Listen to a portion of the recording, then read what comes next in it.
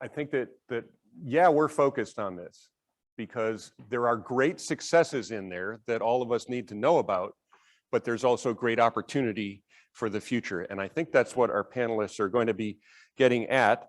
And why don't I say their names quickly? Oh, and you have it in front of you, so you can read it. So I'll just introduce you as I would like you to go, and I'm going to point out, Sue, we're going to change the order here so that we have all of our virtual folks in line. You're not first, don't worry. But Mandy will go first, and I hope that microphone is up and working. And tell us in 5 minutes or so what it was that you dealt with during COVID, some of the nuts and bolts and some of the catastrophes, and we'll all sympathize with you. Great. Excellent. Well, thank you so much for inviting me to speak today. I'm Mandy Moody. I'm the Executive Director of Green City Market in Chicago, Illinois. We have been around for about 22 seasons and operate a year-round farmers market focused on sustainable small-scale growers and food producers.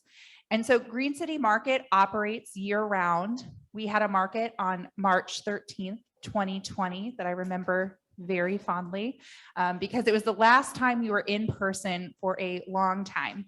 March 18th, Chicago went into a shelter-in-place order, and our indoor market, our winter market season, operates in partnership with a local museum in Chicago. And so when the city shut down, the museum shut down, the market shut down. And we have about 30 vendors who rely on that winter market season to sell product and connect consumers.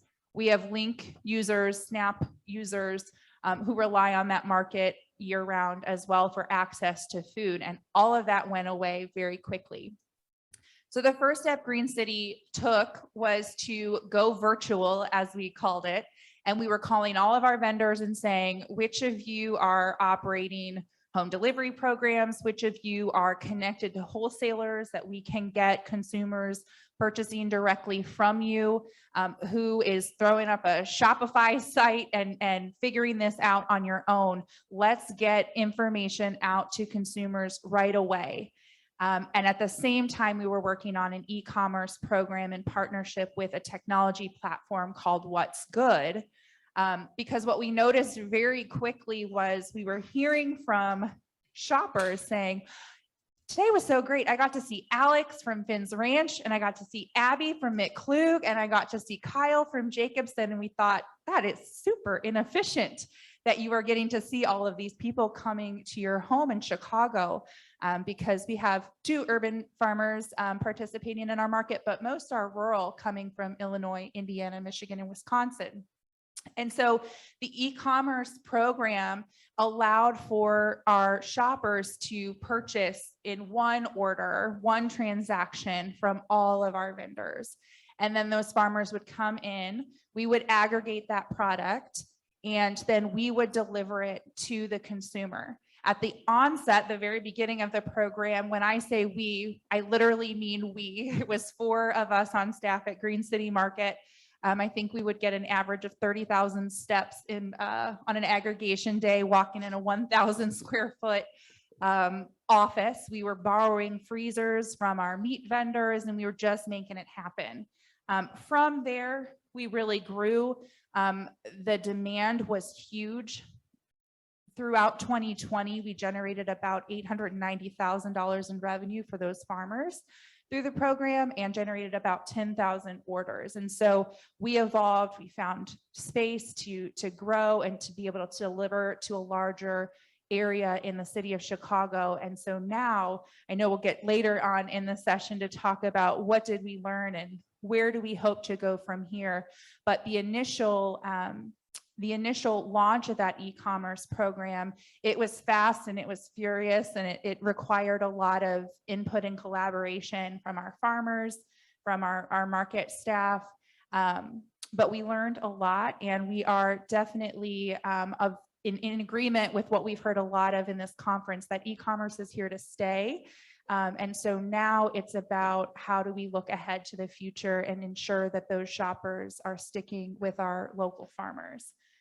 So I'll stop there for now, if that's good. Thanks, Mandy. To Michelle. Hello. I am Michelle Kenyon. I'm Director of Field to Family. Field to Family is based in Iowa City, Iowa, and our region is 100 miles outside of that area. We are a nonprofit food hub and a farm to school chapter. We had launched our food hub 1 year prior to the pandemic hitting.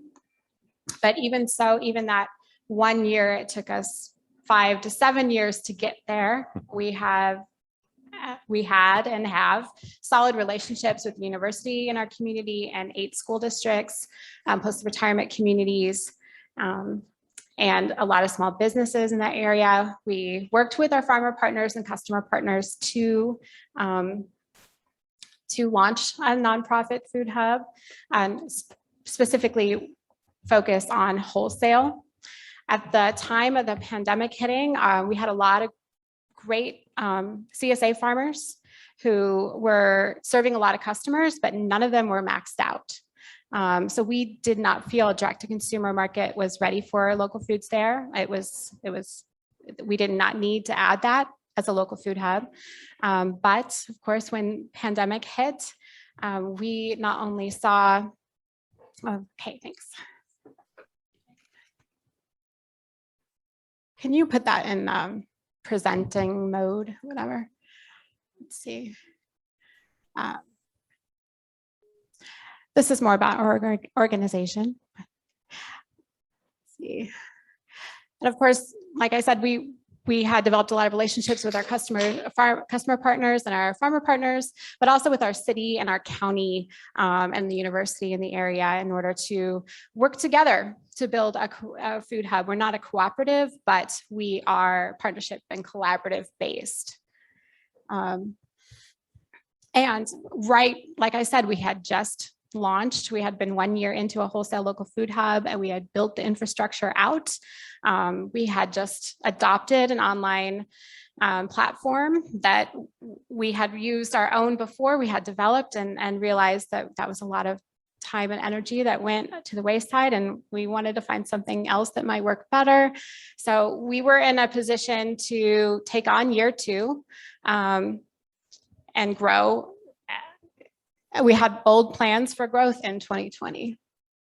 And we had grown to 4 full-time staff from 2 plus 2 seasonal assistants, However, of course, the pandemic hit. The city of Iowa City has a very active market, about 10,000 shoppers each week. But the market itself was considered a special event. And the city shut it down. The Iowa Department of Agriculture and Leadership and Land Stewardship did deem farmers markets as essential, but that came out a couple months later. But ultimately the city ran it and the city shut it down. And then I immediately contacted them. We have a strong partnership to talk about what are options that how can we work together to not cancel this market. And ultimately we took it online. Of course, we were at the moment where we didn't have wholesale sales. The schools shut down and our restaurant partners as well. The university did also send their students home. So our whole model that we had built towards for years just suddenly ceased and didn't make any sense. So we had a lot of time on our hands, we thought. And ultimately, yes, we took the market online and worked with farmers that didn't have an email address, didn't have good internet connection, but ultimately we got on the platform and was able to utilize city staff, city resources. They shut down everything. So we had the huge gym, we had their box truck, we had other trucks, we had their staff, we even had librarians. They shut down, the librarians needed something to do and we put them to work. Ultimately, of course, the city of Iowa City already was an EBT. They already accept EBT and SNAP dollars, and they had a double up food bucks, which we were able to do as well. And the parking ramp and distribution system was something they had in place. We did have to cap orders. That was a big challenge for us though, because of traffic control. We had 6 orders, 6 windows. We can only fit 90 customers in each of those windows. due to traffic. And it did shut some people out of the ability to purchase from the market. But just to get to that point was a struggle. Anyway, there's a lot to say, and I think we'll get into that a little bit later. But here's some more numbers, and ultimately, we were able to fulfill about 11,000 orders, just about the same amount of you all, and it was a big success. But again, not all farmers were able to take part, not all customers were able to take part, but the CSAs at the time also filled up. So this was the only local food market available in our region.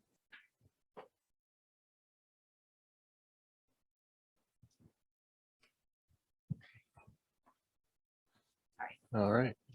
I guess so. Okay. Is it just this one? Wait till she gets yours up, Sue, and I'll just introduce myself quickly while Courtney's doing that. I'm Sue Beckwith with the Texas Center for Local Food, and it's an honor to be here with the two of you who run markets every day. The Texas Center for Local Food focuses on, we're a nonprofit. We serve farmers and ranchers in Texas. We focus on the economics, and so our job is a little more amorphous, and that is to make sure that farmers sell all they produce. So we work very, very collaboratively. We work hard at collaboration, and it served us well at the outset of COVID. Yeah, so I'm going to talk about thinking outside the market box, right? I mean, this is a direct marketing conference, right? And we think about, well, we're a direct market farmer or we're a wholesale farmer. And you'll see that our patch to the global supply chain was to merge those two together a little bit. Oh, that slide's not supposed to be in there, so we'll just skip it. So I said that our job is to amplify food systems, each aspect of, if you think about the circle of the food system, to amplify each aspect so that they work together for the benefit of farmer sales. So here we are, March 20, boom, right? One day to the next, wholesale markets completely collapse. We have people without enough food, lower income families struggling with food shortages. And I come from a rural town, Elgin, Texas, and we had a lot of rural elderly who were afraid to go out, if you remember back to how that felt in those days. So we had a group in Elgin called the Elgin Local Food Action Team that had come together around another project. They called me and said, what can we do? What can we do together to fix this? And I said, well, we're not a food access organization, so let's just look at the situation. Let's take literally, an hour and look at the situation.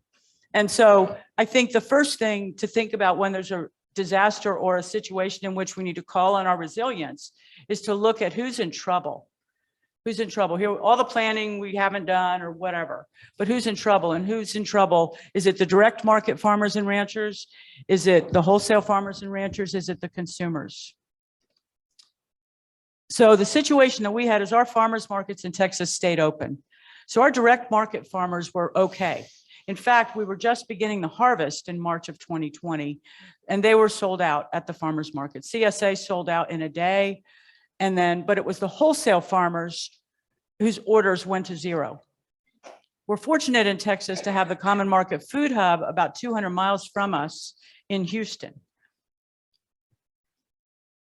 So we teamed up with Farmers Market. A bunch of us had been in New Orleans at the National Food Leadership Conference when the pandemic struck. And so we're all bringing hotel toilet paper home with us. But we were able to have a conversation actually still in New Orleans about what are we going to do tomorrow. And so we figured it out because we already had a relationship. We were able to work with the Common Market to pivot to getting those wholesale farmers food into the Common Market and into now farm fresh veggie boxes, food that had previously been sold to institutional buyers and restaurants the day before. And now today is a whole nother day. So now we have to figure out how we're going to be direct market to consumers. We also in Elgin it's a town of about 10,000 east of Austin. We have an 85% free and reduced lunch rate. Our median household income is $52,000 a year, which for some parts of the country may seem high, but just down the road in Austin, 20 miles, median household is 85. So it's a working class community with a lot of people doing wage jobs that weren't getting paid now because they worked yesterday, they're not working today, so they're not getting paid. So our patch to the supply chain was to get these wholesale farmers where they could have their market through Common Market, which would pick up at their farms, deliver to us in Elgin. The Elgin Local Food Action Team came together to sell online these veggie boxes for an increased price of $35 a box.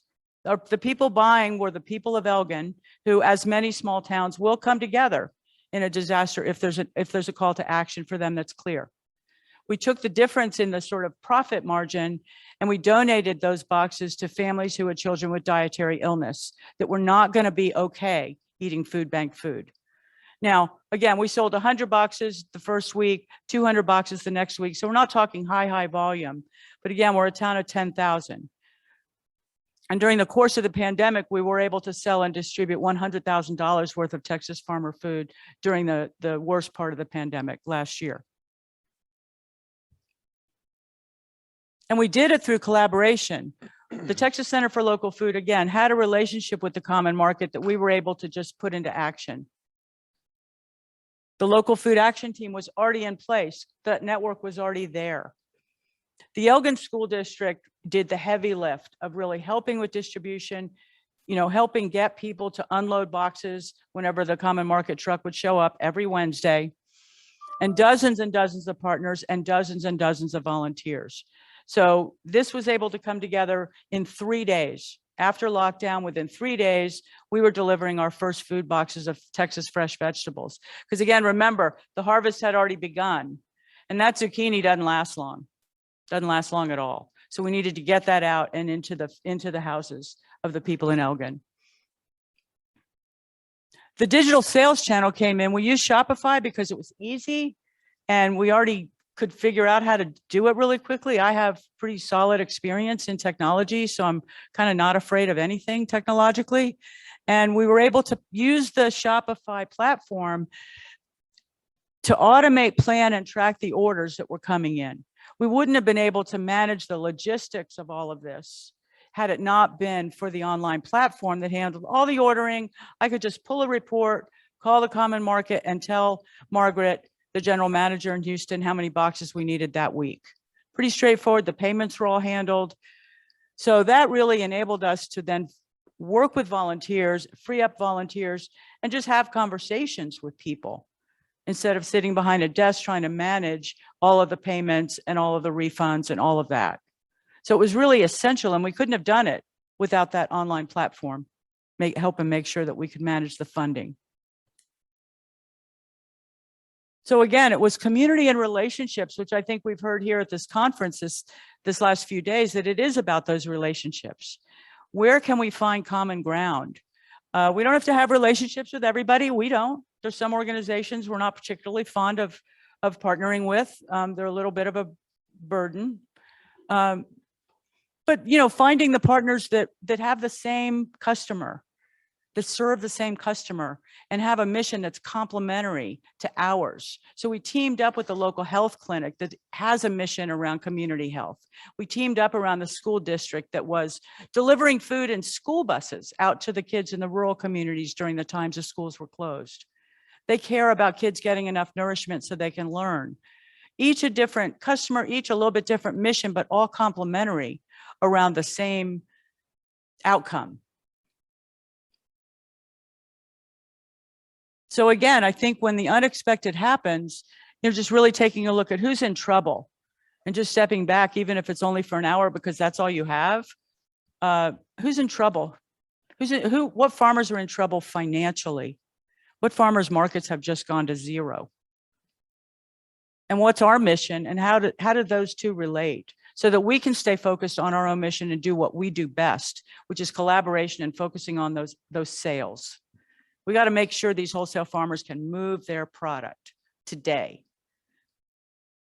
And what resources do we have? Because we don't have time to take 2 weeks, 3 weeks planning this, because that's dollars down the drain for those farmers, and that's who we serve. So because of collaboration, we were able to do it.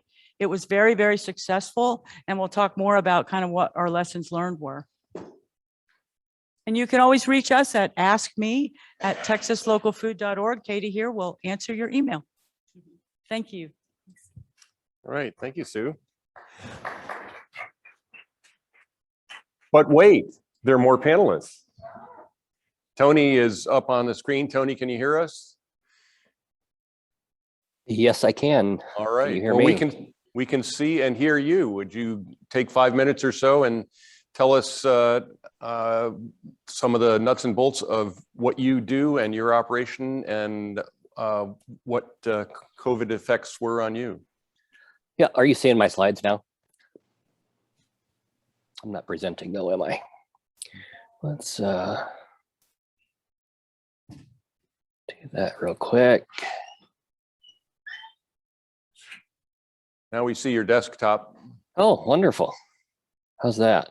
There we There go. we go. We got it. All right, so I'm Tony Thompson with Prudent Produce. I just want to say thanks for inviting me to be part of this conversation. Wish that I had been able to make the trip, but it's a pretty busy time for us. A little bit about my background, just where I'm coming from in this work. I co-wrote a master's thesis in 2007 on community food systems and meeting human needs while doing my master's work over in Sweden. And after a few more years in Sweden, I moved back to our family's Century Farm here in central Iowa with a dream of making my living basically from the land that my grandparents had made their living from. So I operated a CSA for a couple of years and then had kids. So you see my daughters, Marin and Layla here, helping me gather eggs from our 300 hen flock. That running my CSA led into buying a local organic grocery delivery business called Prudent Produce and moving it from a strip mall in Ankeny out to our farm in 2017. So Prudent Produce, it's a privately owned food hub. We serve primarily retail and residential customers in a 4-county area here in central Iowa. So that includes Des Moines and Ames. Here you see Innocent and Marie of Joyful Greens, who got their start in Iowa with Lutheran Services of Iowa's Global Greens program. So they're one of more than 50 local farms that Prudent bought produce from last year.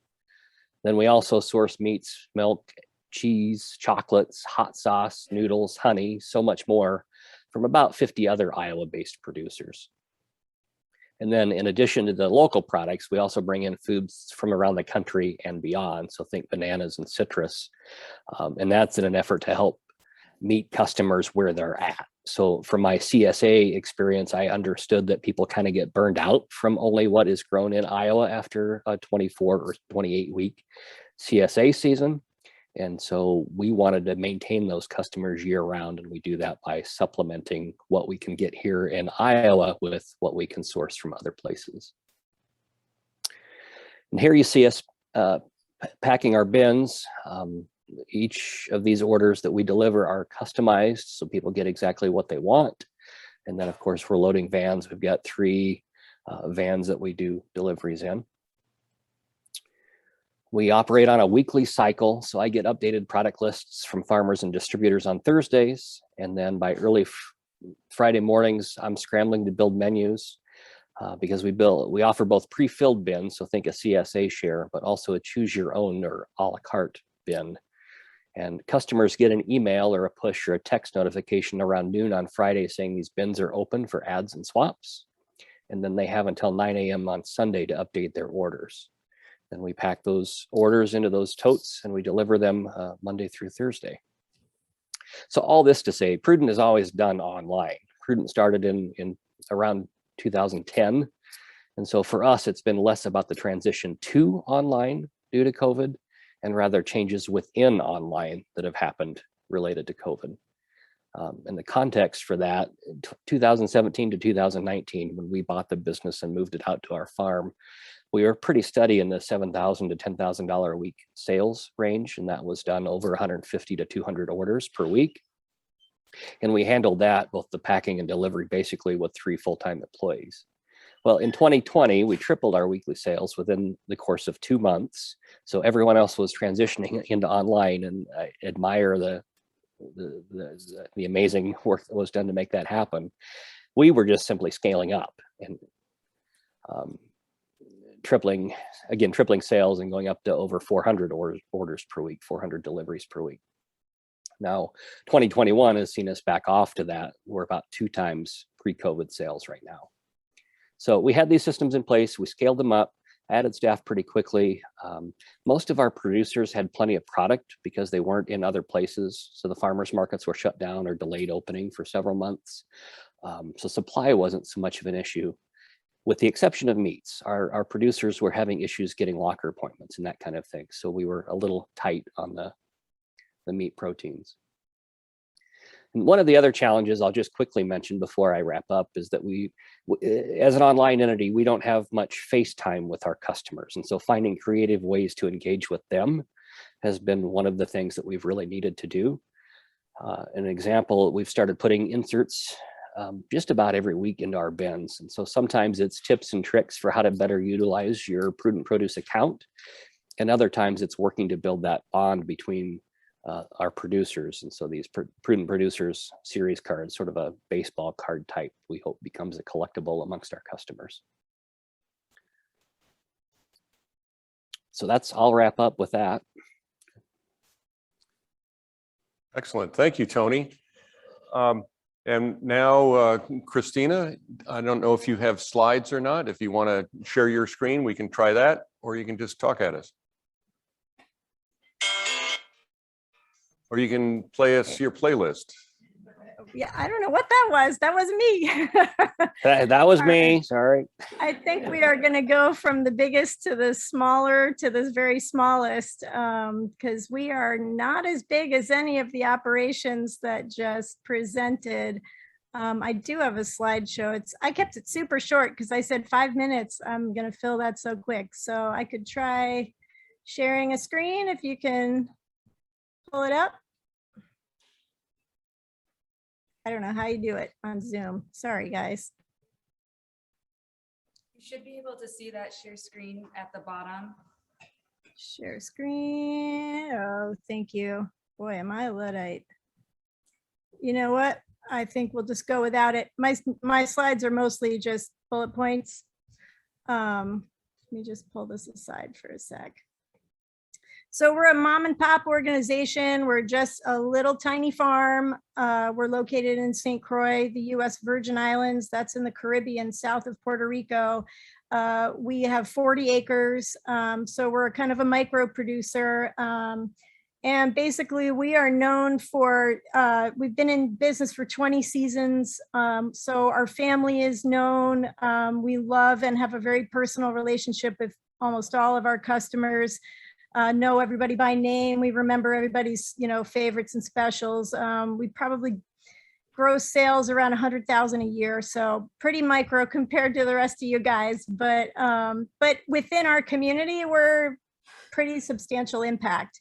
And our growing philosophy is sustainable, regenerative, permaculture, organic. So people come to us for quality over quantity.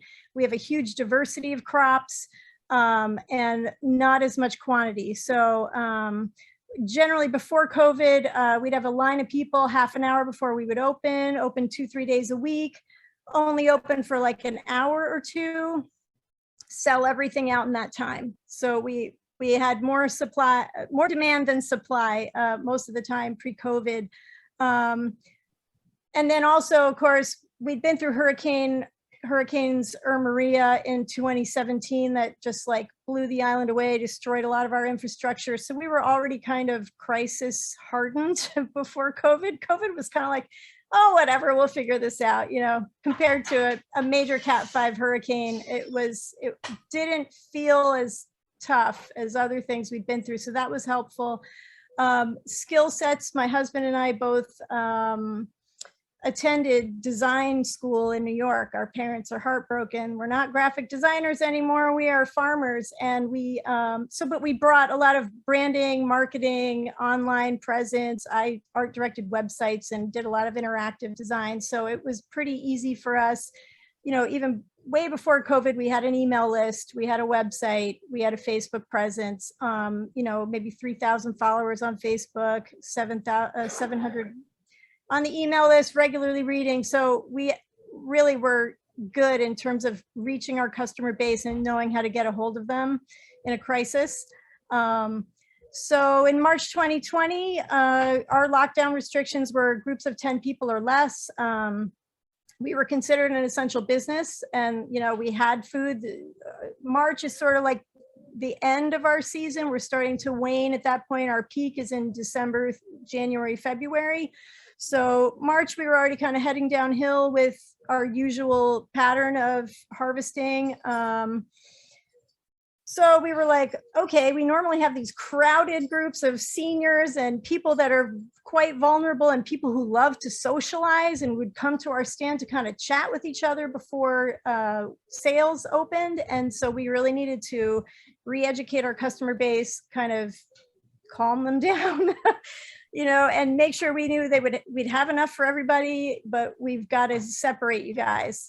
So I think like Beth or someone else had mentioned, like creating time slots and figuring out how much time you have to spend with each customer. We ended up down to like something like 90 seconds per customer.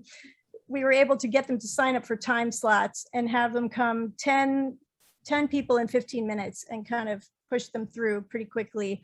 But it really changed our kind of back end production from going from just like open bin retail farm stand.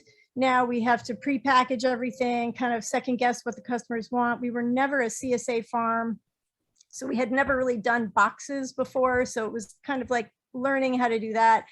But luckily we knew our customers so well, we kind of knew typically like a little family's going to buy this, that one little old lady that only wants 2 tomatoes will go for this. And the big family that always spends like $150 or more per transaction, we can do something, bigger so we were able to customize pretty easily and we guessed pretty well. So that made things easier. We didn't handle payment and we didn't take payments online. We had never taken online payments before. We were kind of a cash only business, checks. So we decided not to add that to the complication of taking online orders and then also dealing with the payment and figuring all that out. So we just put out a bucket and people dropped their money in the bucket and they brought exact change because we asked them to, and they wrote checks or whatever. And if they needed change, they would like dip into the bucket, get their change and sanitize their hands. So we had high risk family members at home. We couldn't risk, in the beginning, of course, in March 2020, we thought fomites, like the bacteria is in the money. Oh my God. So everybody kind of our customers really supported us in protecting our health and getting them the food. So, Luca is just going to poke his head in. My husband is the harvest guy. He's got to run some errands, but he's just going to. Hello, everybody. That's Hey, the farmer Luca. guy. All right. Okay. Thank you. Okay.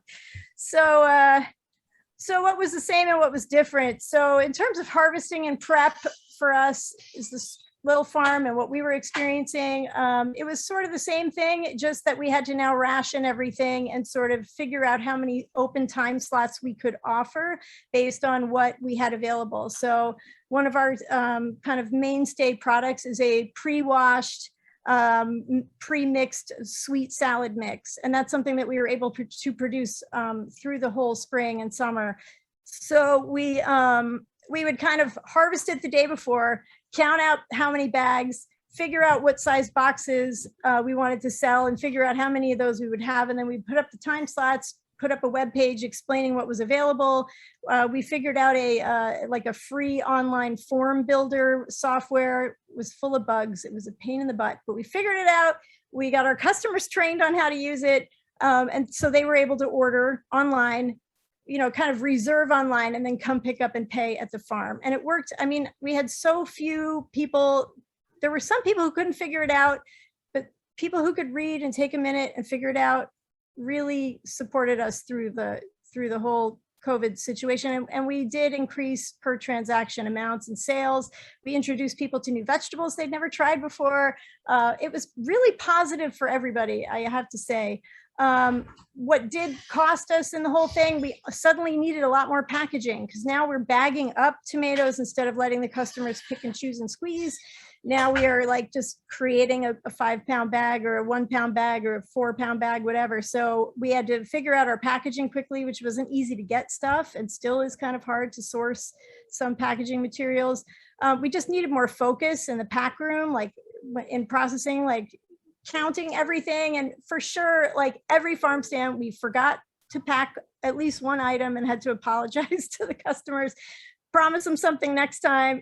Everybody was so gracious. It was really, it ended up not being a problem. People appreciated, how much earlier we had to get up in the morning to download the spreadsheet from the orders, print everything, analyze it, harvest everything we needed, pack it, and get it up there in time for the stand.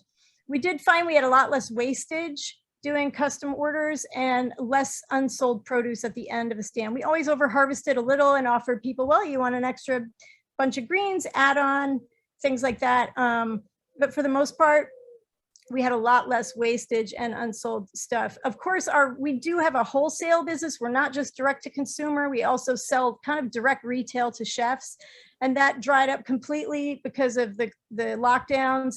And those products we were just able to convert to retail. So it wasn't a problem, in part because we're small, we're really diverse, and we, could just convert that stuff. It wasn't like we had fields of just cucumbers or something like in a massive wholesale sense, so they're just like giant orders from chefs that we could split up for our customers. I think I pretty much have said everything I wanted to say. It would have been great, I think, in hindsight, to get a little more support from organizations like the three that were speaking earlier, who helped farmers organize themselves around this. Like, we were lost trying to figure out what software to use and that would be affordable for our micro-sized operation. Maybe a liaison to help the elderly. We definitely had kind of a lot of clients that fell by the wayside, customers that just could not figure out. They'd call us and say, well, I can't find that email you sent, or I don't know where the button is, like really basic computer literacy that they didn't have, and they weren't able to order. And it would have been great if there was someone. We actually tried turning them on to a local teenager who does computer training for the elderly. I don't think it panned out much, but something like that could have helped those customers to, to be able to order. And I think that's pretty much all I've got for you guys. So thanks for the 5 minutes and look forward to. All right, well, we're not done with you yet, Christina. So okay. hang around, because we're going to have a few moderated questions now, and I'll turn it right back to you with the first question, Christina, which Sure, is, go for it. what do you know now that you wish you knew then? Yes, okay. So I did prep a slide for this, so I'm ready for you. Is there better software out there for a price? I wrote, stink bugs are not just in the tomatoes. This software that we used was stinky. It didn't have good tech support. Sometimes it just failed to load. Customers suddenly couldn't order things. There was a lot of bugs in this off-the-shelf web-based form generating software that we ended up using. I think it was still better than like more expensive solutions that incorporate online payment. I needed to keep it simple, but man, that was probably my biggest nightmare, was not being prepared for the online sales and management of that. What else do I wish I knew that I know now? People still need to eat, and they can learn to cook brassicas. I think that we were panicked in the beginning, like, oh my God, like, what are we going to do? No one's going to come, you feel like you're throwing a party as no one's going to come. And then, people were so supportive and they were flexible. I think, we kind of forgot how good people are in a crisis. Communities come together, and we could have taken a deep breath. It turned out okay for us. Excellent. Well, if you had been here live with us, and I understand, why would you leave the Virgin Islands to come here? I get that. But if you were here live, you would have, bring the conference. You would have been able to hear many people exclaiming the benefits of Food for All software. So in your conference materials, which I'm sure you got, you can look them up. And I'm just trying to do a little counseling and mentoring here. Is that okay?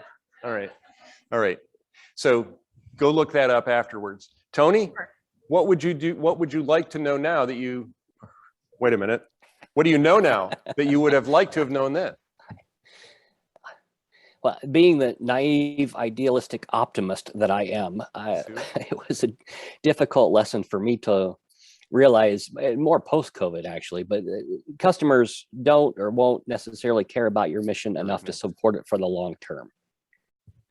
And I say that tongue in cheek. I mean, in Iowa, I like to throw around something like 1 out of every 1,000 households will do a CSA and kind of eat that seasonal way in terms of what we're limited to, and eat their brassicas and figure out how to cook them.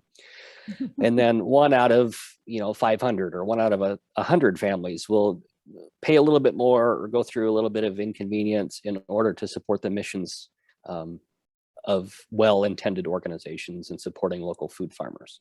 But there's still the vast majority of people that, unless we're competing with the big box stores and the customer service that's technology driven like Amazon and their Whole Foods, like my experience is that either people get bored with it or they get tired. I don't know exactly what it is, but there's a lesson in there somewhere that yes, what we're doing is good work, but good work alone is not enough to sustain over the long term. So I guess it was that initial euphoria when COVID hit and our sales skyrocketed over the course of 2 months. I'm like, finally, people have found us and they understand what we're doing and they're supportive of our mission. And they realize that resilient local food systems are important. And then a year later, well, yeah, there's a few that have done that, but the vast majority have not. Excellent. Sue? Well, I think the Texas Center for Local Food could have done a better job helping Christina and farmers like Christina that were struggling with what software to use. So, I mean, short of knowing it was coming, which would have been helpful, I think that's probably the biggest gap I saw in the services that Texas Center for Local Food offered. I knew that the community where our headquarters is in Elgin was a strong community that would come together, and I was blown away. I mean, people were paying $35 for one box that should have cost 20 or 22 or 25 so that they could make sure kids with dietary illness got an extra box. Even if it was only a dozen kids a week, that's a dozen kids. So just the graciousness of people that I already believe in because I was raised on Disney and Apollo, just really still blew me away. Thanks, Sue. Ultimately, we had to increase capacity overnight, and you can't do that, build that infrastructure that lasts long term. We had to apply a lot of Band-Aids. And I wish we had some knowledge of what the long-term infrastructure could look like so that we weren't wasting so much time in building things just to fix that immediate problem that week. That was a big thing. The support for local was huge at the time. Like I said, we had to turn people away. We had to close the cart early. And that would have been a great time for some market studies and some, just basic information, what people really wanted, how, and to get some help to figure out how to meet a larger demand really quickly, because ultimately we lost those people. And then as the season went on, they didn't open the market at all last year. They chose not to. And if we didn't know that, we thought, oh, July 1st, it's going to end July 1st. And then they told us 2 weeks prior to that they decided not to. And so again, we were applying Band-Aids, thinking it was going to end, but it didn't. And yes, I mean, it's behind us now, so it feels good. We've accomplished a major accomplishments here. But it took, a lot of wasted time just because we thought it was temporary. Ultimately, we do know that 10,000, the market itself gets 10,000 customers a week, and we were only able to fulfill 11,000 orders total that year. So that was rough. And then also the market is not doing as well this year. It's just not the in-person market. It's back, but it's not where it used to be. And that definitely wasn't part of our plans as a community. Our plans as a community was to build up and strengthen that market. So. I can resonate with a lot of what you all have said, and in particular about just the efficiencies and learning how not to waste time. At the beginning, I remember we were aggregating maybe half of the orders that we did by the end, it took us 6 hours to aggregate 100 orders in the beginning. And then we got that down to, 2 hours and then 45 minutes just by learning how to do that business, because it was a whole different business to aggregate and to deliver product than it was to put on a farmer's market. The other thing that I wish that I had known then, what I know now, is we were able to launch that e-commerce platform so quickly because we had already had identified an app technology partner pre-pandemic. Green City had actually attempted to launch an e-commerce business pre-pandemic that was really tough to get our farmers on board because it was one more thing they had to do. They had to figure out this whole thing. None of the customers are going to want to do that. And so it was really unsuccessful pre-pandemic, but we had those relationships established. So when it was time to call on them, it was really easy for us to launch the program. What we didn't have adequately established was community relationships with services that serve our customers who use SNAP benefits, because there was no online processing. And so even when we got to the point where we could process SNAP payments later in person, we still never saw nearly as many customers participating in our e-commerce program because there were just too many barriers to picking up those orders, to placing those orders. And so I wish that we had those strong connections established that we have with our farmers, with service agencies that serve those consumers, so that we could have both provided increased access and also, continue to provide that revenue stream for farmers, because those were consumer orders that they were missing out on as well. So just to hang on to the mic for the next question about logistical process opportunities or challenges. And we just heard about challenges and getting down from 2 hours or 6 hours down to 45 minutes. That's a significant increase. I like that in efficiency. So what's the all these challenges that come with online sales end up being logistical challenges also. So what are you able to look at now that online sales will be continuing, that are now the new logistical challenges for those online sales? Because you got the fill in the boxes down, right? Not a problem anymore because you learned how to do it. But what's the next set of logistical challenges or opportunities? What's out there that's good? Yeah, so I'll flip it and start to talk a little bit about opportunities. I think one of the greatest opportunities that Green City Market was able to really focus on was that capturing of consumer data.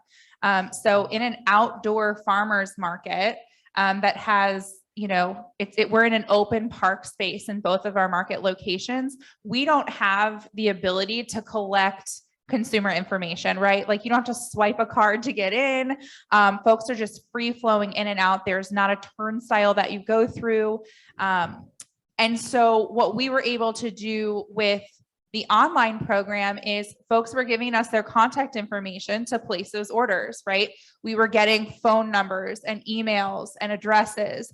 And not only were we using those for the e-commerce business, but because we are a nonprofit, we started talking with those folks about our education programs and our access programs and our farmer support programs. And so we were able to generate 3,000 new contacts, doubling our CRM database on engaged people with Green City Market, and leveraged significant individual charitable giving that happened as a direct result of being able to have conversations with those folks. So we had a whole email marketing program that we put people through. We were calling folks up and saying, thank you so much for supporting. Oh my gosh, you have ordered from our farmers 3, 4, 5, 6 weeks in a row now. You are amazing. And being able to start to connect some of those anonymous faces to names and getting to build relationships with our consumers was a massive benefit,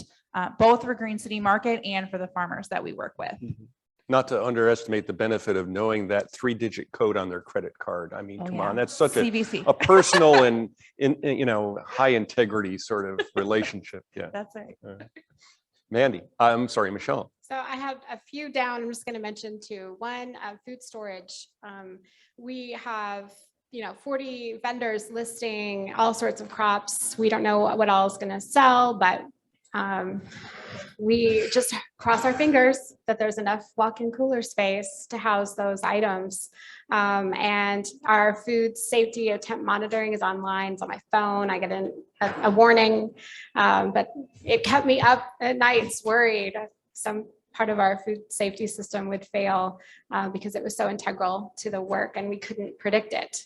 And then two, ultimately, this is more of an opportunity, but at the same time that farmers markets and restaurants were all going online, home delivery, of course, became huge. And we actually, in our region, we have a locally cooperative owned, restaurant owned delivery service called Chomp. So it's the local Uber Eats or whatever you Grubhub, but they are now working with us so that their sales went down, of course, this year. And now as a nonprofit and them as a for-profit, they're sponsoring us and doing all our home deliveries with no additional cost. Wow. So that's been an amazing help for us because not everyone can pick up.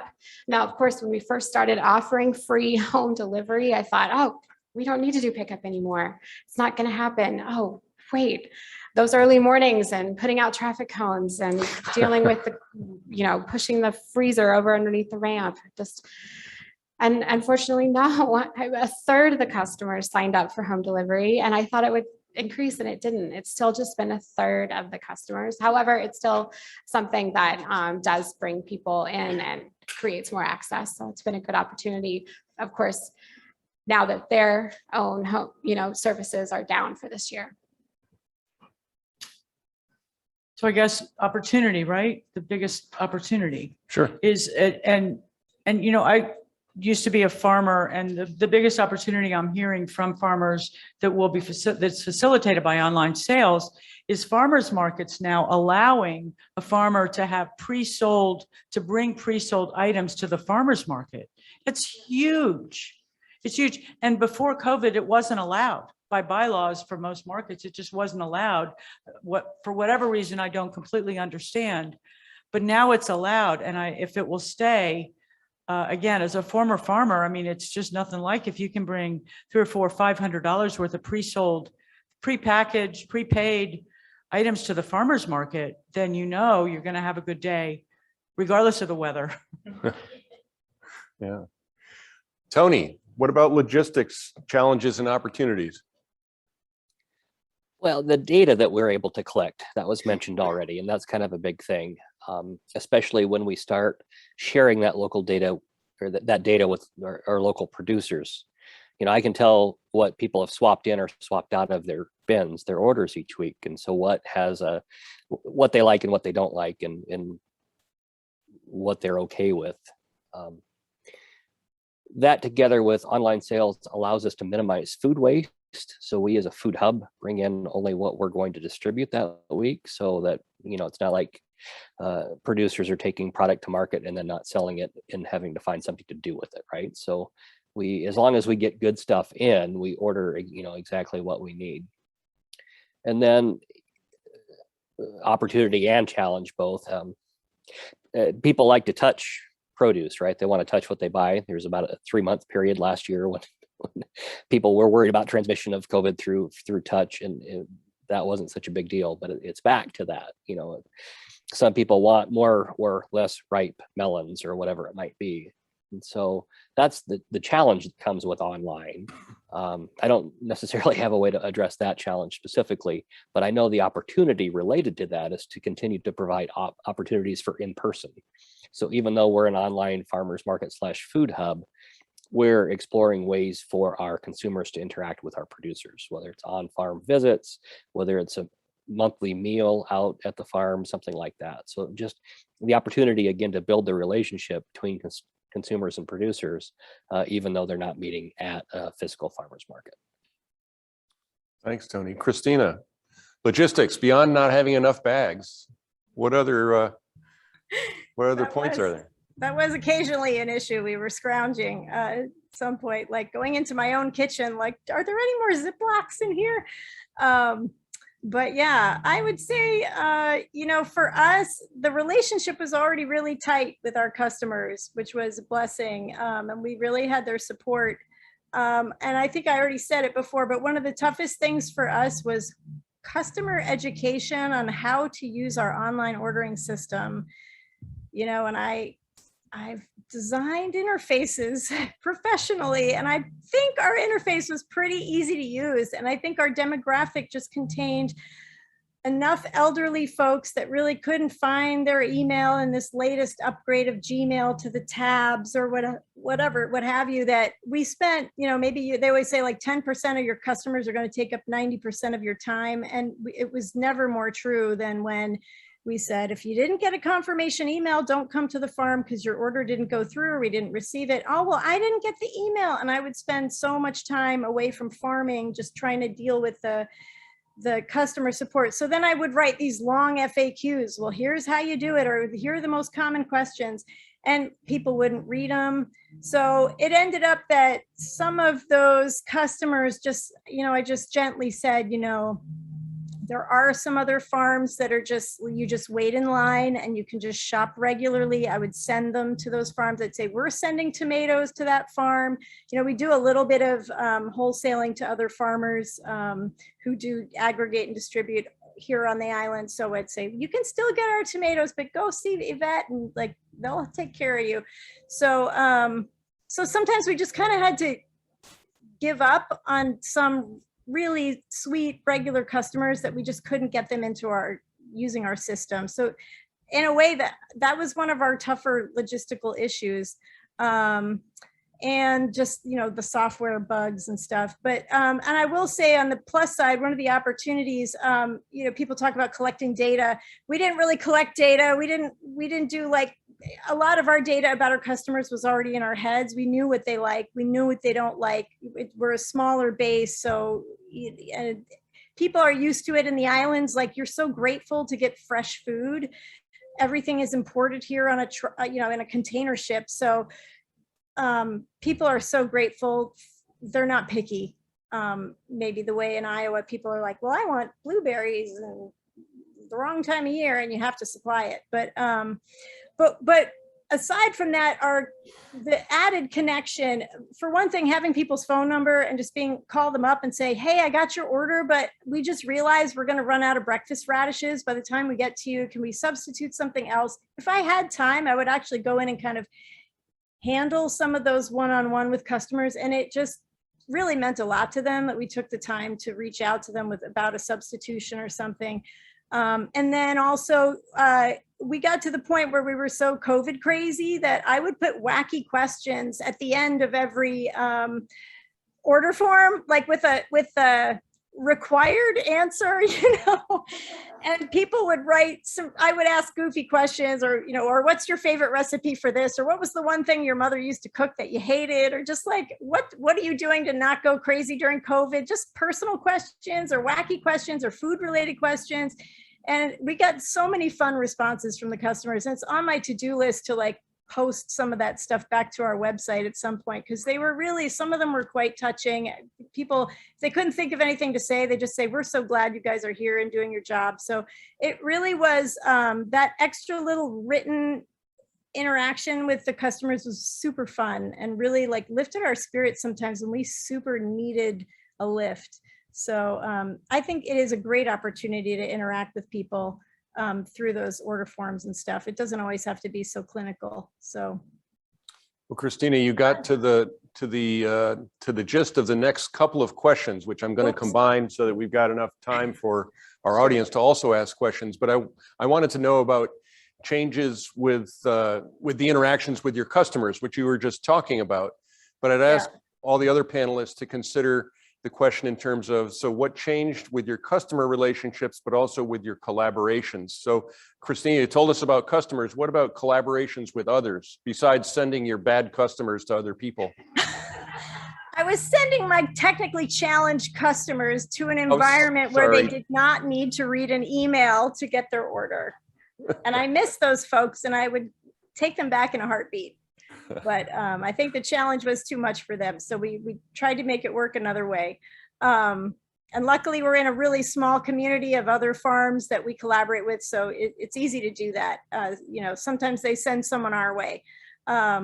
Well, there were a couple of aggregators I think I mentioned before. There's actually a guy that works for us part-time and uses some of our garden areas to produce food for his own little direct-to-consumer delivery service where he aggregates from some other farmers. So we definitely supplied him with quite a lot of produce to make his boxes nice and full.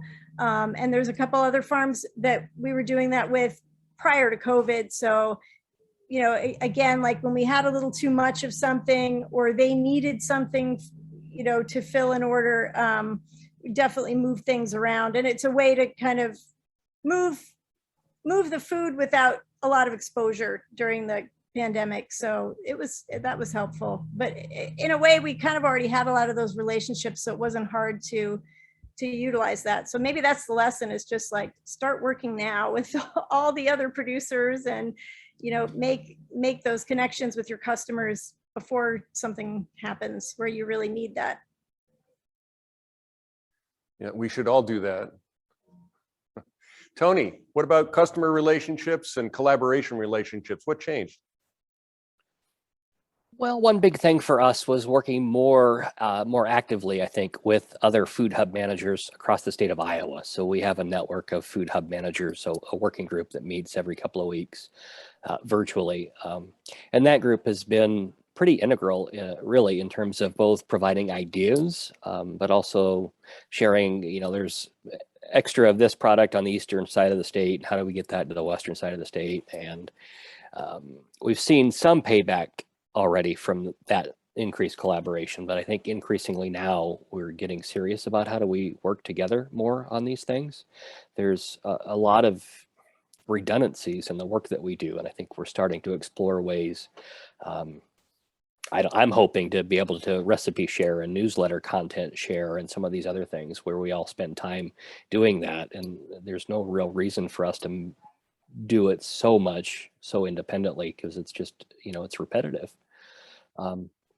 And then working with farms, one of the things I worry about is some of the less tech savvy farms. So we've mentioned less tech savvy customers, but also less tech savvy producers in terms of how they're going to manage this transition to online. And that's one of the things I think we do quite well, is work with producers that don't have that level of tech savviness. I've got one producer that does quite a bit of business with us that doesn't even use a computer, really. I mean, she'll print her invoices, but that's about it. And so we text orders back and forth. And it's that kind of flexibility is, you know, there and necessary. And in all of this conversation, I hope we can, you know, the future of online platforms, if I can start to move into that question, I worry about. We see what's happening with the big social media giants in terms of tech dominance, and that parallels so much what's happened in agriculture 30 and 40 years ago. I mean, I grew up on our family's farm. My earliest memories of being in the tractor or the combine with my dad. Well, Iowa has 1/3 of the number of farms now that it had 30 or 40 years ago. And I just hope that we use technology to level the playing field and to support the small and the rural communities that need that, rather than it doing the opposite. Sue. Our relationships got stronger, and that's our Texas Center for Local Foods relationships with the farmers, with the school district, with the community health clinic. But I think more importantly, we help facilitate through this crisis the relationships of others with others. So the relationship of Common Market with their wholesale farmers, who probably just like lost their breath that morning because they may have realized the Common Market's market just tanked. And who are they still going to send their truck this week to pick up that 2,000 pounds of squash I just harvested yesterday? And they were able to do that. The relationship of the school with the students and the families they serve, because the school was now able to provide not just the packaged school lunches on the buses, but fresh local vegetables, and in many cases, culturally specific food that the people who are the families of this and the students are interested in eating. We had another farm that had a farm stand once a week that was sort of kind of a one-off, and they would just sort of do it. Well, the rural elderly in their town that didn't want to go anywhere called them. And through our little Shopify site, I was able to give that farm a discount code. Go on, order however many you want, put the discount code in. We're just going to charge you wholesale. And they were able to have the rural elderly then just come directly to their farm a few miles away. So it developed a stronger relationship between that farm and the people in their community. So I guess that's what I would say is it got stronger, I think, for everyone. Yeah, I want to echo that too. I definitely got stronger, our relationships with producers first and foremost. We were already working with 24 farmers in the region, and this doubled that, a little bit more than doubled that, which ultimately helped us with our wholesale sales. We were able to find other farmers who had availability of items that that we needed and that were being sought after, which was amazing. And we really didn't have a good relationship with the farmers market vendors because unless they were interested in wholesale, we didn't want to go there, but it definitely helped. We ultimately got to know the city better, got to know their interest in helping farmers and got to push their boundaries a little bit, have the city's ear as to how they can better support their market and their farmers. The interest was there, but the budget wasn't necessarily, but they were willing, they definitely did stretch their budget for this venture that we went on. And ultimately, we share resources and space with a food rescue organization called Table to Table. While we have a reefer van and a large walk-in and freezers, they have none of that, but they have a fleet of reefer vans and a refrigerated box truck. So we're able to utilize those resources whenever we need to, and to be able to transport items. And taking on this venture while sharing space with them deepened our relationship. And because we had to suddenly, with not needing volunteers at all, and needing 100 volunteers a week, and they run with volunteers, so they were able to provide much more support for that than their guidelines for volunteers, their onboarding for volunteers, and plus helping get the word out, because their volunteers all of a sudden couldn't participate. A lot of them were elderly and at risk. So we were all recruiting at the same time to get new volunteers on board. Ultimately, yes, we are stronger as an organization. I feel like we're stronger as a community. And I think though that we have gotten a little lax and more comfortable and are forgetting about the demand, not as the demand for local food is not as there so much. And I think we are all hoping it will come back and that we're all going to need to work together. There's so much more work to do to get us back to the table and talking. Yeah, I would echo what everyone's saying about producers and consumers. And as a nonprofit that operates the farmers market as our flagship program, the other group of folks that we really got connected with and deepened relationships with were the other farmers markets in Chicago. So being in such a large urban area, there are 20, 30, 40 farmers markets across the city of Chicago. Green City Market, though, again, it's one of the largest and one of just two that operate indoor farmers markets. And so we were operating at the onset of the pandemic, where many other farmers markets were just anxiously awaiting what was going to happen for the summer season. And so through that pivot to e-commerce, one of the things that we did was we shared all of that information out with our fellow farmers market operators, because we felt like what Green City Market is here to do is not just be Green City Market. We are here to deepen support for local sustainable growers. And so we share vendors with many of these other farmers markets that are operating in other areas of the city of Chicago. And so it would be a massive disservice to them and to our fellow Chicagoans to hold on to that information tightly about how we learn to go from 6 hours to 2 hours to 45 minutes in our aggregation operations. And so we worked with, Chicago has a group called the Chicago Farmers Market Collective that's been led by Sherry Morato of the Glenwood Sunday Market in another area of the city than who we serve. And I credit that collaboration really strongly to her because that group not only talks about things like this pivot to virtual, but we talk about how we get those DKs, the special events permits, because in Chicago too, farmers markets are still considered special events. And so we can bring all of our shared voices together and our shared experiences together to talk about how to operate our farmers markets more effectively. And outside of producers and consumers, that has been an area that's grown tremendously through COVID and beyond. Okay, so keep the mic. And a quick answer to the last question of what's the future of the online platforms that you use. And I'd ask you to refer to Tony's impact.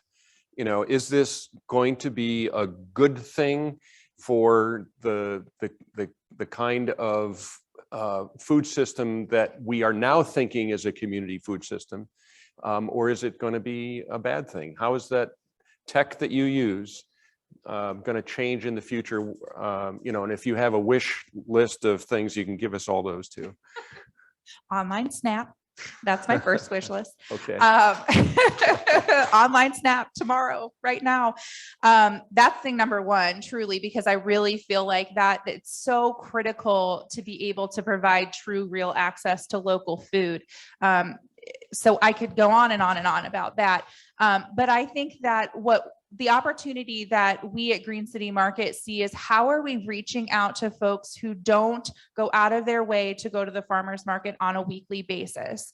How do we go after that convenience consumer that wants to eat well, but isn't willing to really put a whole lot of effort into it? So we are exploring partnerships with different corporations for employee wellness programs where we can partner with larger corporations and bring our pickup locations to them.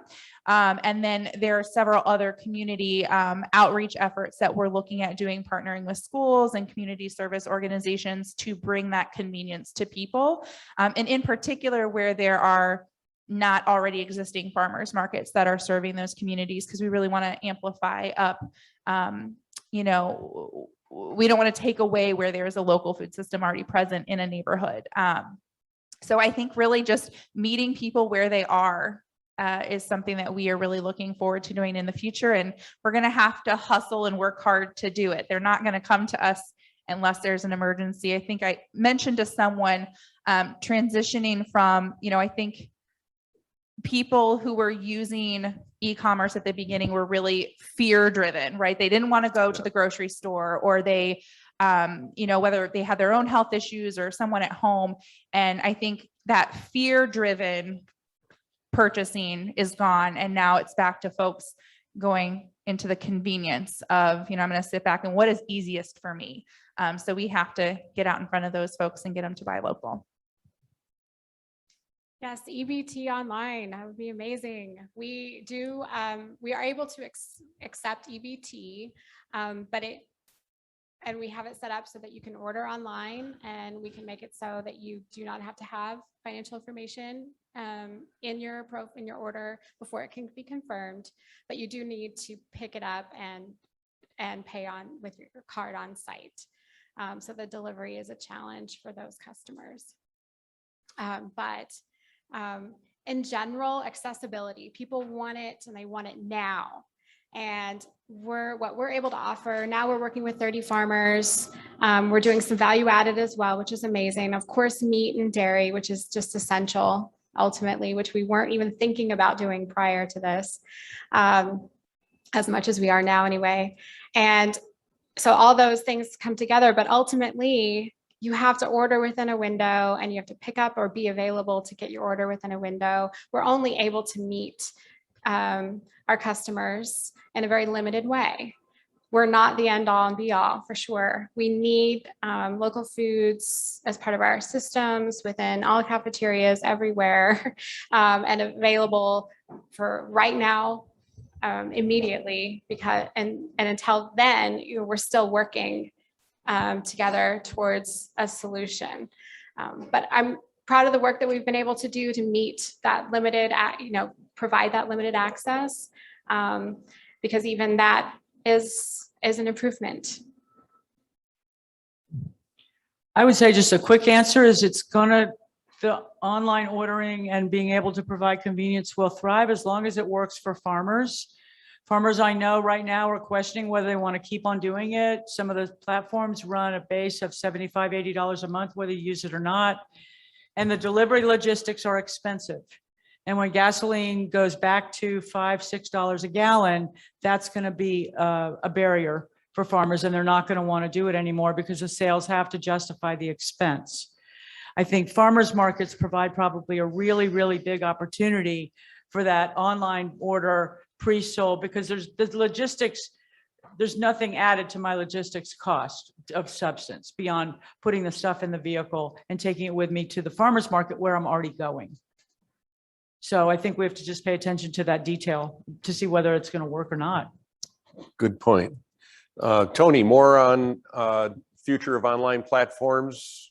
I'll keep it real short and echo what Sue just said in terms of farmers markets, and whether they're virtual farmers markets or face-to-face farmers markets. But that food hub, I think that's the role for us to play in facilitating these transactions to reduce the overhead on individual farms to help everyone succeed.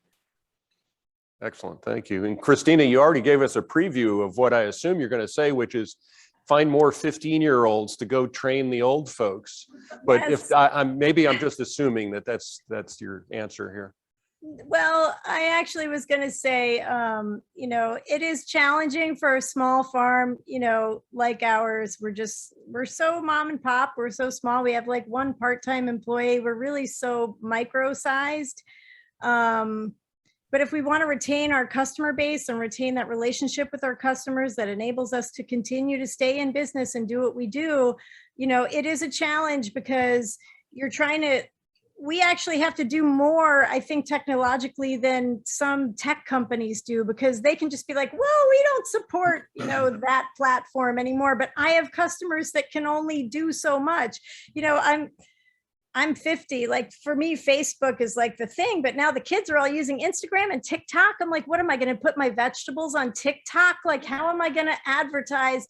So I have to continue to like evolve with all the technology, but I have to also kind of like keep, backward compatibility for my customers who are like, can barely figure out how to use a smartphone. So it's really challenging when you have a wide customer base to try to just cover all of that. So I don't know. I wish someone would come up with a nice free platform. Like someone said earlier, it's like $80 a month for some platform you're not using, or some of these CSA programs, it's a lot for us at our size to like pay $1,000 to $2,500 setup fee, and then $1,000 a month or whatever to run some CSA thing. And then there's all these processing fees for the credit cards, which I know you big guys do. I don't do credit cards. I have more demand than supply. I don't want my customers making bigger orders. I want them to share with everyone. So I don't do credit cards, and it probably saves me quite a bit of aggravation.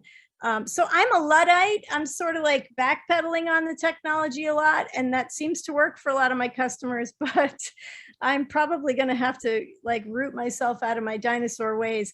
I will say on the positive side, especially for us we're in a very isolated place geographically in the Caribbean, particularly when infrastructure goes down.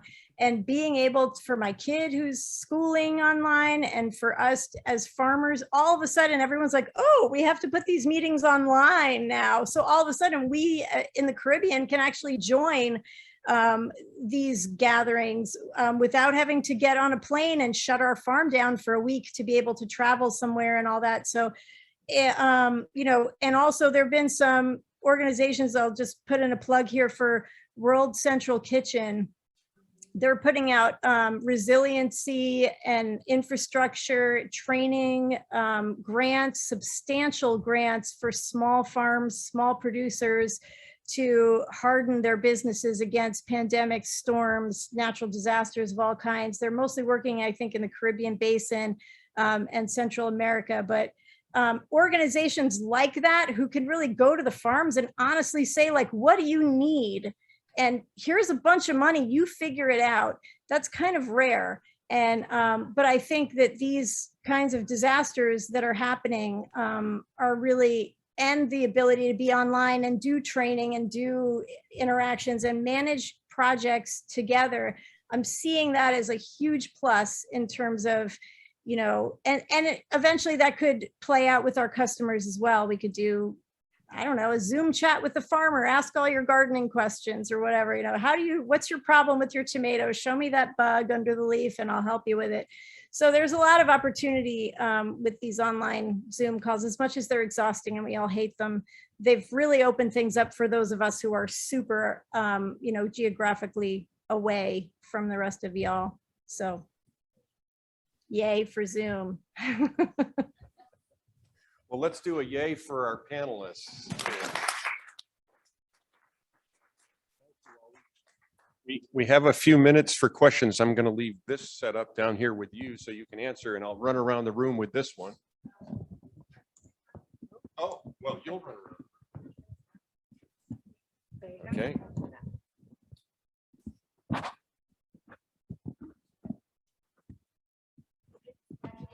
We're tracking it. They're not questions yet.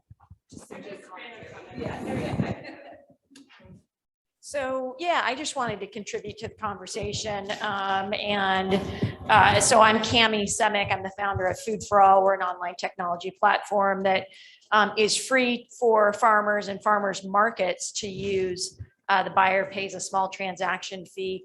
But Tony, you brought up a really good and important point around the role of technology. And I think the way that you phrased it is, you know, should we be afraid of technology, or, you know, how can it help local food systems? And, you know, the way that I view it is that technology is an enabler to enable, you know, authentic producers to have marketing visibility online. And that's what Food for All is trying to do, is to give tools that are easy to use in the hands of the farmers so that they can, you know, directly sell to their producers online. I think, honestly, our biggest threat is from consumer brands that house themselves as farm to table or online farmers markets that have these, you know, I just looked it up, like Blue Apron just raised an additional $78 million, and they're, you know, they're positioning themselves as a farm to table service. And if you know anything about Blue Apron, they're not. And, you know, and you look at other platforms, whether that's a Good Eggs or, you know, the next online farmers markets that truly aren't representing local food systems. And so I think that it's up to us collectively to be able to have a voice and have a presence online. So if anything, I would say, you know, this is the time for farmers to lean in to online so that they can gain that consumer mind share. And it's, you know, it's up to the extension services and the people in this room to educate consumers on what's truly local so that they can better differentiate between, you know, these hugely, you know, massively funded marketing brands and what's truly authentically local. I don't think There wasn't a question I was going to say there. there was no question in there.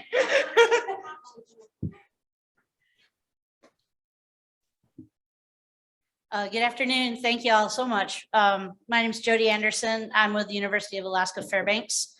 And I have a question to the panel.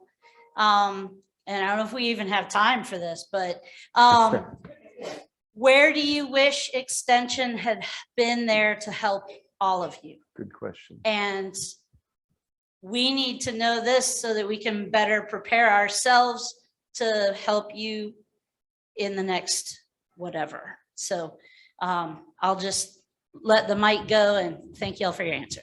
I can give a quick answer from my point of view. You know, Extension has full-time staff and there's some experts around the country. And so you figure out the different software platforms, pros and cons, and then set up the training so that we can learn it. Either we learn it, teach it to farmers, or we have the trainings for farmers to use it. Of course, I'm in Iowa, so I get to work with Iowa State Extension and outreach. And some of them are actually here or online, and I appreciate the work that they're doing. There's certain teams that help with value added. There's certain teams within Extension that help with local foods, but ultimately, most of the resources and staff don't go to local food systems. So I would just put a shout out that you just gave me the opportunity to say that Extension services should be supporting primarily local food and community food systems. So I came into my role in January of this year, and through this conference and learning so much about extension programs, and now have a note to go and figure out who my contact is in Illinois, Indiana, Michigan, and Wisconsin.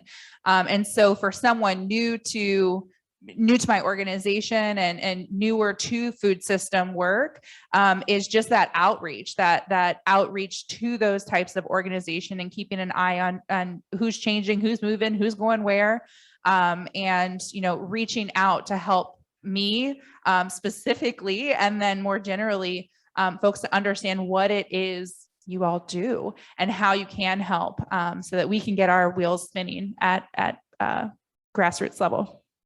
Christina, what do you need Cooperative Extension to do? Can you find them down there?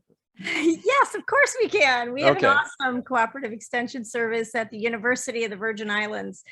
And they actually were great. You know, I felt there was a huge demand as COVID, you know, the first month everyone was shell shocked. And then like as that spring turned into summer, and people didn't have work and people lost income, and they're starting to worry about the price of those tomatoes, you know, and the lettuce and whatever. And they're like, well, I should be growing some of my own food, which we wholeheartedly support our customers in doing that.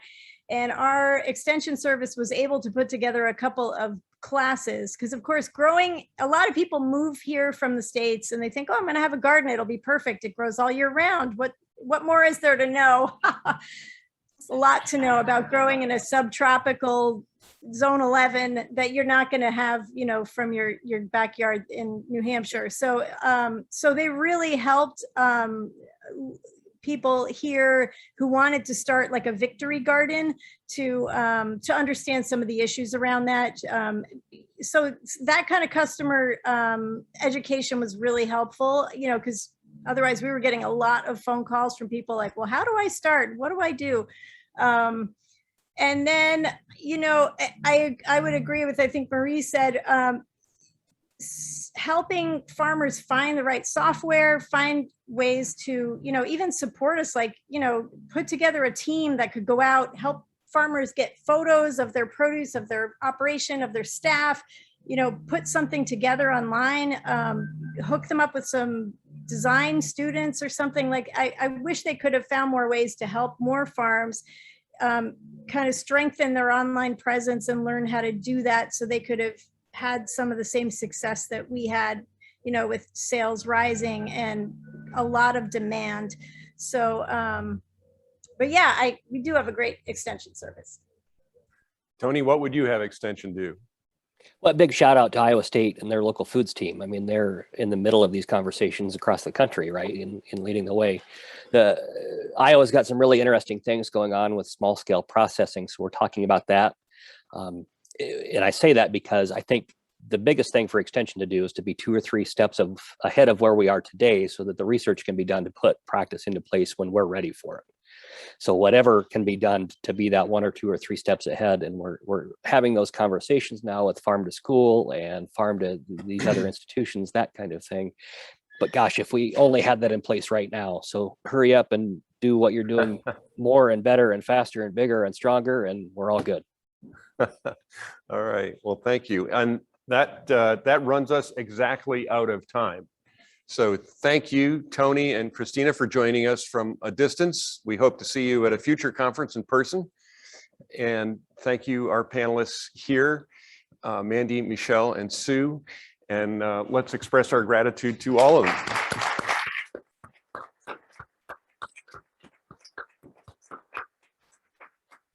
So I have a good news, bad news story for you. The bad news is that I'm going to talk for another couple of minutes. The good news is that after I talk is time for the reception and drinks, and that is down the hall where we had lunch. As always, as part of his duties, Ron Rainey has the drink tickets. I've never known Ron at any point in his life not to have drink tickets in his pocket, whether he's at a conference or not. I think he prints them in his backyard or so. I'm not sure how that works. He's growing them, yeah. So you may remember in my opening remarks, I urged you to think about going home. Not exactly getting your boarding pass, but thinking about what you're going to tell people when you go home. And I'm hoping that over the course of the conference, you've identified some things that are valuable. This last panel I thought was contained a great deal of experience of managing COVID that is there's some good nuggets in there to bring home. So what I encourage you to do is identify 3 things that you can say to somebody, because somebody, whether it's your spouse or your boss or the person down the hall, the colleague down the hall, is going to ask you, so how was the conference? And instead of saying what we usually say, which for me is, well, my flights weren't delayed or anything, so the conference was pretty good. And Ron had drink tickets, of course. Right, have a list in your head of things, because it's an opportunity for all of us to promote local food systems and the utility of what we have done here and the impact of what local food systems do. Let's use it. It's a communications possibility here that we can really make something out of and start a conversation with somebody with just, let's say, 1 or 2 things that you picked up from the conference that are able to help others know that you are paying attention here, for starters, especially if you're talking to your boss, but that there is actually a there when it comes to local food. Because a lot of the people I talk to over the course of many different kinds of conferences don't know the local food world. You know, they're cattlemen or they're corn growers, and so let's kind of help get those folks together a little more. What 3 things? I'm just going to list a few things that I heard. You remember Marco Palma's $90 bottle of wine, right? So it's kind of a little along the lines I was just saying of influencing people. He told us that social learning leads to synchronized opinions. You get a whole bunch of people to agree with you publicly, then everybody agrees even more, right? And another way to say that is believe in the tribe to be in the tribe.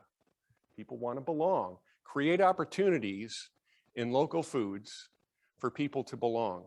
It's not just about eating, right? Which is one of the biggest belonging things we humans do with each other, is have meals together. It's an emotional thing that we do. We all do it. Let's use that. Let's bring it up in our conversations as we talk about this conference. And he also, Marco also talked about the idea of influencing choice architecture, where your audience's choices are clarified by how you present the information. Who knew you could increase smoked turkey sales by 400% by moving it to the top of the menu? So what do you need to move to the top of your menu is the point to bring home, or to use, and maybe not talk about smoked turkey so much to somebody who asks you how the conference was, but to be able to think about what do you have to move to the top of your menu when you get home to be able to communicate better about local foods and influencing that choice architecture. The supply chain resilience panel led by Tim Woods that had Elizabeth and Scott and Samantha. Thank you for hanging around, Scott. And Samantha was online and Elizabeth had to go, so no bad on them. But the thought that was about small farm business success, Scott, that you said at the end of your remarks, small farm business success extending into the community by way of the investments that you make in the equipment that you need for starters, the investments you make in your employees, and the investments that you're making in the community and the connections that you're providing. All those are things that are worth bragging about in local foods. I mean, it was a common news item during COVID of people cooperating in ways that were unusual, right? I mean, we wanted to hear the good news. We got good news. We, local food systems, were one of the sources of that good news. Let's amplify that. You know, we keep doing it, still doing it. Thanks a lot. You know, the COVID's kind of behind us a little bit, but we're still doing community connections, and it's valuable and needs to be valued by others. This morning, Dwayne Goldman used his own personal story to tell us that we're going to have success if we meet farmers where they are. We need to have the humility to understand we don't understand somebody else's experiences. That's all. Just be able to understand, know a little bit about what you know, what you don't know, that you can identify what you don't know. It doesn't mean you have to stay away from it or not talk about it. It means you have to understand that you're ready to learn. And that fits in a whole bunch of different situations other than what Dwayne was specifically applying that to. And I have to say, I'm going to go home and look for those proverbial apple boxes that will allow somebody else to step up a foot and hopefully reach some of the apples that that I can pick and Sue can't, because those apples are just out of reach. And that's in the end what we're here to do, is to learn how to help other people reach something that they can't. We are not the heroes of the stories when we go home.